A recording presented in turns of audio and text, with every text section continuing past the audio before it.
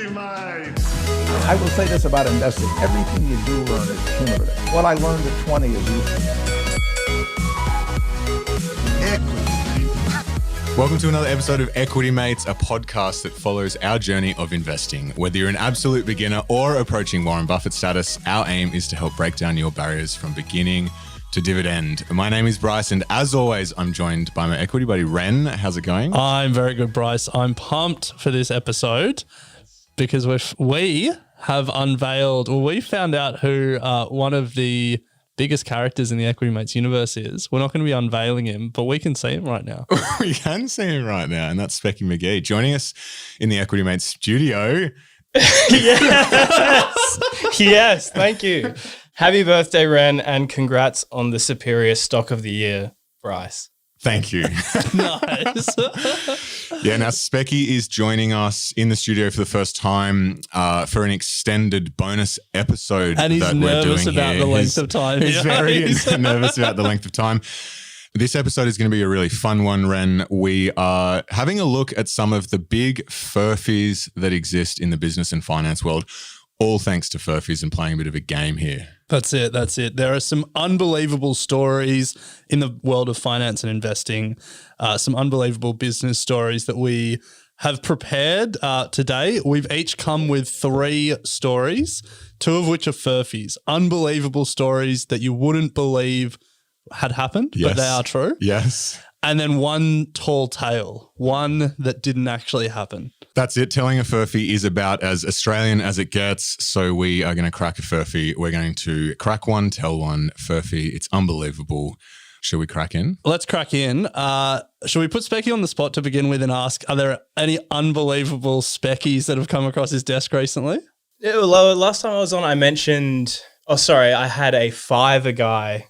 I hate a fiver guy. Last time you came on, you outsourced your research. Mentioned seller. And at Bryce, I was telling you seller network's up about 400% since then. So Yeah, but isn't the big story what I put a hefty $50 in a while ago off the tip from you, Ibu Shinu? Shiba Inu, yeah. I don't know how you came across that because I didn't tell you about that. You definitely did. I didn't come across that myself. Anyway, we digress. I think I told you about Dogecoin 5 years ago. Anyway, let's crack in, Ren. I'm going to kick off here. I've got 2 Furphy stories, otherwise known as stories that can otherwise be pretty unbelievable, but are true, and one story that is a tall tale, and it is up to you guys to tell me which is the tall tale. Sure. All right. We all know that typos can often lead to some awkward situations. Yeah, fat finger syndrome, yeah. Yeah. So at first glance, a mobile phone company's advertisement over in the States looked just like any other mobile phone ad that you might find on a billboard. But on closer inspection, it seemed that something was a little off. It read, unlimited massages, minutes, and data on our $40 monthly plan.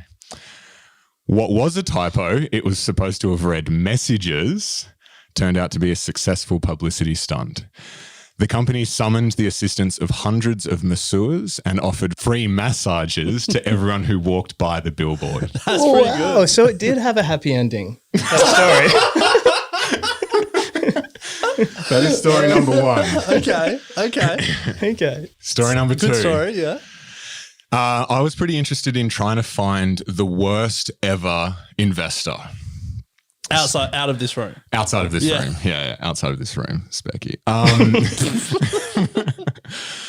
And this guy couldn't have been more unlucky. There was a survey for the unluckiest investor in the world, and they got a bunch of stories together, and this guy's one came through. It's pretty fascinating. His name is Bob, although I'm pretty sure that the survey just kept it as Bob. Bob made his first investment in the beginning of 1973, right before a 48% crash for the S&P 500. Bob then held on to those stocks after the drop, saving a total of $46,000 and not getting much gumption to commit more savings until September 1987, right before a 34% crash. Bob then continued to hold tight, making only 2 more investments before he retired, both of which were right before the 2000 dot-com crash and then one right before the 2007 GFC. However, Bob held on for 42 years and he actually made some money. His lesson was he never sold any stocks. Wow. Long-term investing. Long-term investing. He actually turned a profit of 980,000 after investing 184,000. I don't think that can be the world's worst investor. The world's worst investor would definitely have gone to zero. That's actually a very good point. And story number 3, there's some pretty big stories coming out of Silicon Valley, and we all know how much some of these tech companies love to party. And this one came across my desk. Can you guess the company? It was a 5-day party for 4,800 staff. They rented out 5 hotels in Las Vegas, the Flamingo, Planet Hollywood, Paris. They flew in staff from all around the world. They gave out free T-shirts, water bottles, Visa cards loaded with cash. They had special wristbands for events. Event locations were marked with X for secrecy. This is not the first time they've had big events. They had events in Tahoe, Miami, but it was pretty incredible. Phones weren't allowed. And to cap it off, on one of the nights, they had Beyonce give a private performance. And a side note to this story was that Beyonce didn't take the $6 million in cash that she was offered. She took $6 million in stock. And pretty epic party. Went 5 days, cost $15 million. Wow. Maybe it's one of Jay-Z's companies. Maybe Bryce is just planning the Equity Mates Series A party. Yeah. Yeah. Well, So a recap, we had the marketing campaign by a mobile company that instead of giving unlimited messages, it gave unlimited massages. We had the unluckiest investor in the world, Bob, invest before all of the market crashes. And then we had the 5-day, 4,800 staff party costing $15 million. 2 were Furphys, 1 was a tall tale. do we guess the company that had the party? Yeah, if you want. Is that part of the game? Yeah, we also got to guess what the tall tale is. But if you reckon you think it's a Furphy and you think it's true, guess the company as well. I know. No. Take that out. Take that. I don't know. I don't know. Oh, it's got to be like Uber or like. Yeah, it's Uber. Yeah, Yeah. I actually knew the story. Yeah. Right. It's in. Yeah, same. It's in Super Pumped, the book Yeah. about Uber. Good book. That's great a book. Furphy All of a right, so book. that is a Furphy, unbelievably true. They Got did get Beyonce. Yeah, and she did take stock. $6 million in Yeah. stock. Damn. So that leaves Bob, the world's unluckiest investor, and Free masseuses. the free masseuses instead of messages. What do you reckon, Specky? Masseuse. Yeah, it sounds made up to me. Okay, I'll take the other side of that. I reckon it's the unluckiest investor, just because I reckon you butchered the story. Although part of me, when Bryce was telling the story, I thought it was Furphy. I thought it was a true story because he used the word gumption. And I just think he had copied and pasted it from some website because Bryce would never use that word. So I'm a little bit in two close. minds. Yeah, But I'll take the other side of it if you reckon masseuses is I the tall reckon. tale. Yeah, masseuse. The other Furphy, unbelievably true, was the unlimited massages. And the tall tale was Bob, the unluckiest investor in the Oh, so world. you used the word gumption. I mean, No, it was another tall tale. It was a tall tale I found online Oh, okay. that I did copy and paste. Okay. Yeah. Oh, you copied the made up story. You couldn't make one up yourself. Wow. Put zero effort in. I guess if you're going to make up a name, you'd go with Bob. What happened if you did do what Bob do is actually true. If you had invested in front of all of those market crashes with what he did, you would have made 980,000, but it's a case study. It didn't really happen. Invest at the very worst time, hold for the long term, you'll still make money. Exactly. Sounds like something we should have put in our book. Yeah. So who's next? Yeah. So that one was the first of our Furphy Unbelievable Crack One Tell One. Are you next? Amazing. Yeah, really good work there, Brick. And congrats, Ren, on the win. Thanks, bro. Okay. All right. First one is, so the first major investor in Facebook, who you guys may know of, Peter Thiel, he made over $1 billion from his original $250,000 investment by selling his Facebook shares. So that's a 200,000% return. That is an unbelievable return. But Facebook is a $800 billion company. Nice. Okay. Good point. Okay, moving on to the next one. So MIT students found out that by buying $600,000 worth of lottery tickets from Massachusetts Cash Win All Lottery, they could get a 10 to 15% return on investment. In 5 years, they managed to gain $8 million out of the lottery through that method. Wow. Okay. Yeah. Okay. So we've got some big returns here. We do. Some unbelievable returns. Unbelievable returns. Any other thoughts about that? Gaming the lottery? I'll leave my thoughts till the third. Sure. Yeah. All right. Okay, last one. So in 1994, former Guns N' Roses bassist Duff McKagan decided to invest $100,000 in local Seattle companies. Okay? You like where this is going? So he invested in a chain of coffee shops, a software company, and an online bookseller. Okay. I see Okay. where this is going. Yeah. So he invested in Starbucks, Microsoft, and Amazon, all in 1994. So Okay. yeah, that's the end of the story. So like, it's just like, What's the return? Isn't this a returns one? I didn't calculate the return on that one, but Oh. but you know, it's an interesting story. Am I wrong? No, The it's bassist of Guns N' Roses Okay. So, happens to get like the holy trinity of companies here. Starbucks, Amazon, And what? Microsoft. All in Microsoft. 94. All in 94. They are all Seattle companies. Yeah. Amazon wasn't public in 94. Yeah. I don't know when Starbucks went public. Microsoft it would have been public. And so you're asking us which of those two are Okay, so two are Furphys, Yep. you know, two incredible return Furphys, and one is a false incredible return. Okay, well, You need to figure out which is false. What are you thinking, Bryce? I thought, and I read this quite recently, that Teal actually put 500K in for 10% of Facebook. Okay. You said 250. You have to remember that Speccy Magee's research isn't I know, always that's top what's- notch. that's what- But that's- that won't make the story untrue. Yeah, exactly. So the story, I think, which is the overall story being Teal invested and made a heap of cash, that's definitely true. That's a Furphy. Yeah. Yeah. That's true.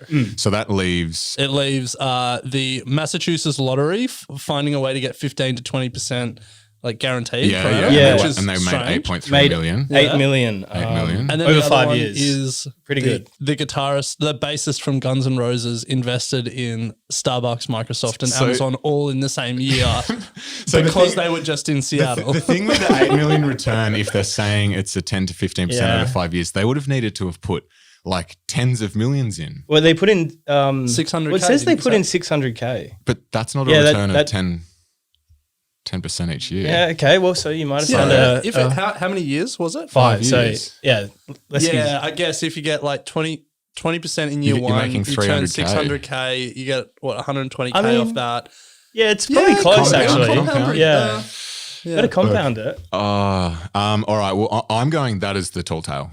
The tall tale. Okay, so you're going the MIT students tall Yeah. tale, and Ren. Part of me thinks the fact that Specky had returns calculated for two of them, or he found returns for two of them and didn't have a return for the third one, makes me think He that's does love Guns N' Roses. that's though. the tall tale. I do love Axl Rose. Yes. Yeah. I have heard some story about, it might be that story, it might be something else about someone just getting incredibly lucky about where they invested in some of those companies. But I'm going to say that that's the Furphy. I'm going to say that the three Seattle companies is the tall tale and the Massachusetts is the Furphy. Okay, you're actually both wrong, but in another way, Lesky is incredibly right. Oh, the teal one is The till tall was tale. made so you up, but did it was butcher the actually 500 It was instead of 500K. 250. Yeah. I mean, that's pretty impressive. Oh, what? So it was- All you did was change Yeah. the number, but all Yeah. of the stories at their core Actually happened, yeah. actually happened. Yeah. Ah. Fair call. Fair call. I knew that. I said that. That's I pretty said good. that. Called it straight away. Damn it. Well, I think And I Bryce- just put, yeah, well, it's because previous due diligence that when you've come on this show has been pretty low key. Loosey-goosey. Yes. Yeah. All right, so nice one, Speccy, good Furphy, unbelievable. Ren, your time to crack one and tell one. Okay. What do we got? So I got 3 stories. The first one is called 2 Tech Billionaires Go to War. Okay. This is the story of 2 American tech billionaires and the lengths they went to steal the limelight from each other. At one of their company's conferences, the rival billionaire paid for a fake protest, complete with picket signs, people chanting, and a fake TV crew even. And then at another of the company's conferences, the rival billionaire booked the entire taxi fleet, every taxi from the closest airport, put in each of those taxis, put one of his employees. And as conference attendees were going to the conference, he had the employees pitch them on their software rather than the rivals. That's Wow. story number 1. How about that? Pretty good. Okay. Said number with conviction, which scares me. Story number 2, I've called The Longest Mile. In the early 2000s, an American company was facing mounting healthcare costs and wanted to do something about it. They'd done a variety of different fitness and diet-based challenges. Speccy Magee is just coming off a big September, so he knows all about that. Yeah, step it up. But nothing seemed to work. So the CEO decided they needed to do something radical. He mandated that all full-time and part-time employees would have to run a half marathon and that the company would hold mandatory training sessions to get people fit during the workday. So it was like a work-mandated activity. 6 weeks into the mandatory training, almost a dozen employees of the company had sacked it, had quit, and 3 had been rushed to hospital, causing the board to step in and sack the CEO and kill the program. Okay. That's number 2, the longest They're mile. going to say kill the CEO. That would be a big tale. Okay, story number 3 I've called Unnatural Selection. In the 1980s, an entrepreneur had what may go down as the strangest, most controversial business idea of all time. He called it the Repository for Germinal Choice. And basically it was a sperm bank that only accepted sperm donations from people who they considered extraordinary. They had donations from Nobel Prize winners, from, geniuses in IQ tests, and also from gifted athletes. In 19 years that this company operated, the sperm bank claimed to have produced 229 children before it was shut down amidst criticism and comparisons to eugenics. So, 2 tech billionaires go to war, The Longest Mile, and Unnatural Selection. 2 are Furphys and 1's a tall tale. Nice. Great stories. Yeah, Well read. Riveting, actually. Did you? So Specky? can I ask the tall tale? Did you fabricate this, or did you come up with this? The tall yourself? tale I'm completely made up. That's impressive. I'm gonna say, because none of them really jumped out. Oh, they're all pretty absurd, actually. Okay, so what do I think the tall tale is?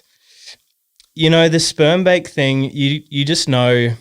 There's a few people crazy enough in the US that would probably do something like that. So I think that's a Furphy.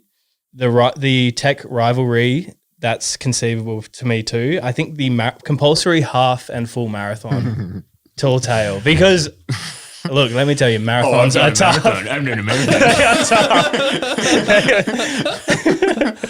So that's what I'm going for. I actually am in complete agreement with that, Speccy. I think that despite the great delivery of the marathon, and I can see it people trying to implement it would just make such headlines if a company comes out and tries to make people run half marathons. Okay.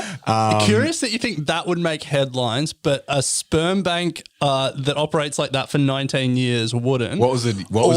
Or the people doing like fake protests outside Well, a conference. I will confess, I've seen the fake protest one. Yeah, that Oh, you rings saw a the bell. story? I know that's a real story. Yeah. Yeah, I know that's a Everyone knows Furphy, that. and it's the Salesforce. you? I it's don't- the Salesforce guy. I was gonna Speccy Magee Oh, was sorry. saying Yeah, everyone yeah, knows yeah. that. I was gonna say Everyone knows that. Darcy, do you know that? I'd heard that story. I definitely heard that story. who's the so it's See, the interesting thing is though, Ren, Salesforce is, and Oracle, wasn't it?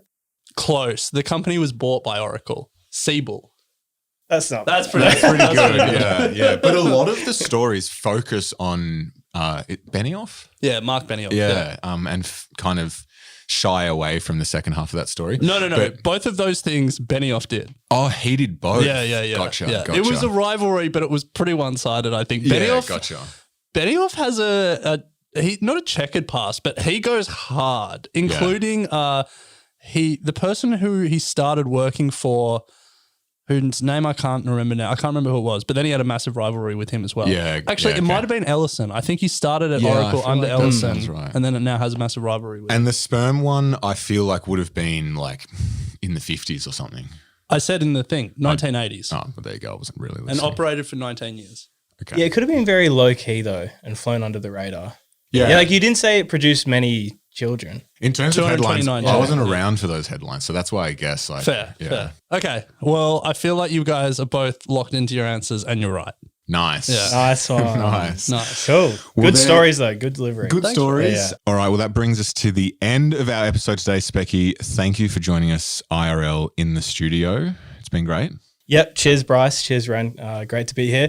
And I just want to give a shout out to Yes. Here we go. Your mum. my